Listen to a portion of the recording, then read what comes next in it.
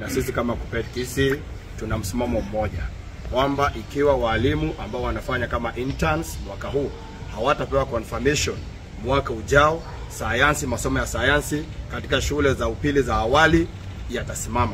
Tumewaambia kwamba hakuna kurudi shuleni hadi serikali imewaconfirm. Si vizuri tume ya kuajiri walimu iajiri walimu wa sayansi kama watu wa vibarua. Wanafaa nao wapate kandarasi ya kuonyesha kwamba wako permanent and pensionable, ili na wao wakifanya kazi wajue wanafanya kazi kama walimu wengine. Kwa saa hii kandarasi ambao walipewa ya mwaka mmoja ni kudunisha hadhi ya mwalimu, kudunisha hadhi ya walimu wa sayansi, na kuonyesha kwamba serikali haijatilia maanani kuhakikisha kwamba STEM na masomo ya sayansi yanatiliwa mkazo, kwa sababu nchi hii haiwezi endelea bila sayansi kupewa nafasi yake katika jamii. Kwa hivyo sisi kama walimu wa shule za upili, the senior school na wale wa junior school, tumeungana pamoja kuambia serikali kwamba ni confirmation. Asante. Thank you so much.